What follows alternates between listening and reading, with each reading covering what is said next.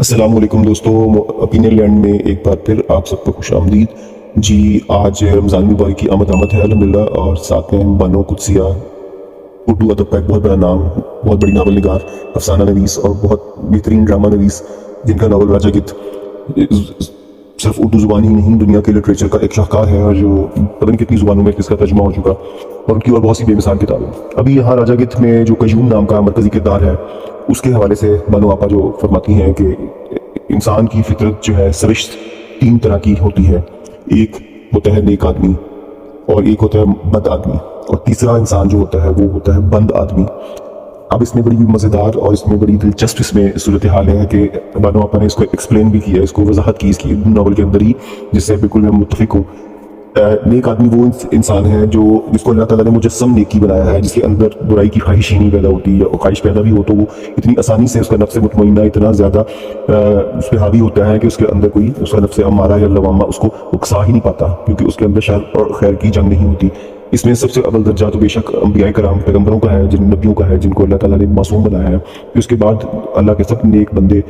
ولی اللہ، تمام وہ اللہ کے نیک بندے جن کو رحمت اور قدرت نے پیدا ہی اس نہج پہ کیا کہ ان کے اندر برائی کی ترغیب خواہش بیداری نہیں ہوتی، شیطان مردود ان کو اکسا ہی نہیں پاتا، یا ان کے اندر ان کی اپنی عبادت و ریاضت نے ان کے اندر اتنا ٹھہراؤ، اتنا توازن اور ان کے نفس کو اتنا مطمئن کر دیا ہوتا ہے کہ ان کو اللہ کا راضی کو راضی کرنے، عشق حقیقی جو کہ اللہ کی ذات سے عشق اتنا حاوی ہوتا ہے کہ ان کے اندر نہ تو خواہش پیدا ہوتی ہے، نہ کوئی ملال پیدا ہوتا ہے، نہ ہی کوئی اس بارے میں کوئی توقع رکھتے ہیں، اور ان کے اندر کوئی تحریک جنگ رہتی ہے، ان کے باطن میں، ان کے روح میں، ان کے دل دماغ میں کشمکش کوئی جنگ نہیں ہوتی ہے ہم کو برائی کوئی برا کام کر لیں۔ دوسرا انسان وہ ہے جو بد ہے، جس کو بدی پہ ہی اس کی فطرت ہے، وہ بدقسمت انسان ہے یقیناً، لیکن ایسے انسان یقیناً بہت سارے ہیں جن کو بہت سے مواقع ملتے ہیں اچھائی کرنے کے، نیکی کرنے کے، واپس اللہ تعالیٰ کی طرف پلٹنے کے، خیر کی طرف آنے کے، لیکن وہ شر کی طرف ہی قائم رہتے ہیں۔ ایسے لوگوں کو یقیناً تو بدقسمت ہے۔ ہم دیکھتے ہیں ہمارے سامنے بہت سے کرپٹ قاتل، ڈاکو، چور، لٹیرے، ہم انسان کی تاریخ، ازلی تاریخ اٹھا کے دیکھ لیں، مسلمانوں کی تاریخ دیکھ لیں، ایسے بہت سے کردار ہمیں آپ کو نظر آئیں گے۔ فرعون، نمرود، شداد اور بہت سے ایسے لوگ تھے جن کو انسان ہی تھے، فانی انسان تھے، ان کو پتہ تھا انہوں نے فنا ہو جانا ہے، لیکن ان کے اندر اچھائی کی، نیکی کی، اللہ تعالیٰ کی طرف مڑنے کی، اور اپنے عاجزی، انکساری، اور وہ پیدا ہی نہیں ہوئی ہے، شیطان کا غلبہ اتنا حاوی تھا، ابلیس نے چونکہ اللہ تعالیٰ کے احکامات کی گردانی کی تھی، تو شاید وہ اس کے بطور چہلے، اس کے شاگرد ہونے کے ناطے ان کے اوپر اتنا زیادہ وہ طاری تھا کہ ان کے اندر خواہش ہی پیدا نہیں ہوئی کہ وہ کوئی اچھا کام کر سکے، وہ کوئی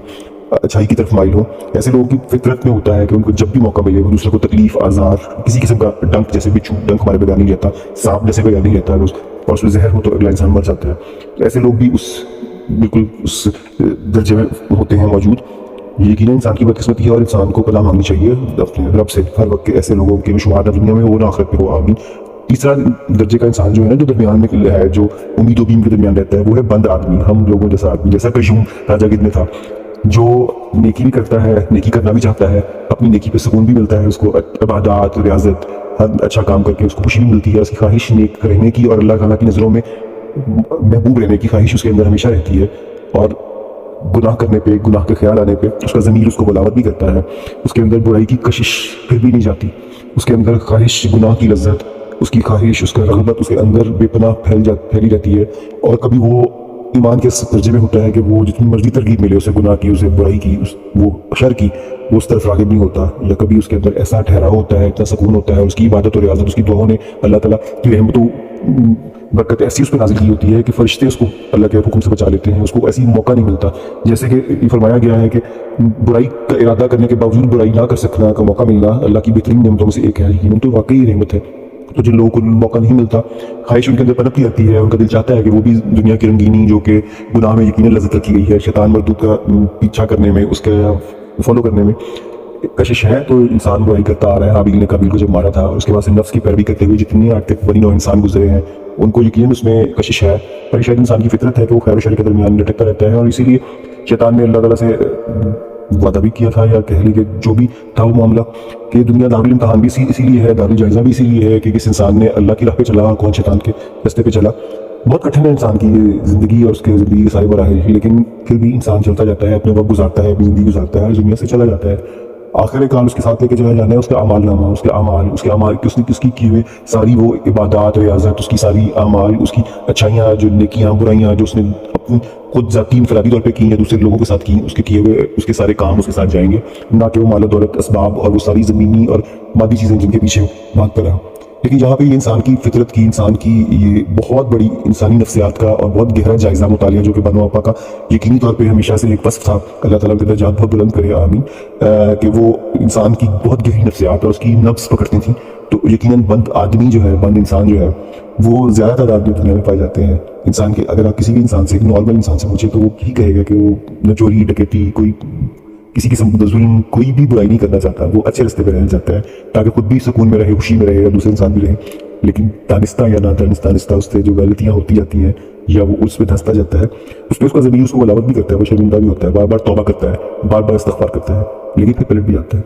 اور ایمان کے بارے میں بھی فرمایا گیا ہے کہ لہروں کی طرح ہے، کبھی بہت بلند ہے ایمان اور کبھی نیچے کی طرف کیا ہوتا ہے۔ عبادت اور ریاضت بھی انسان ہمیشہ یکسوئی کے ساتھ ایک جیسی نہیں کر سکتا،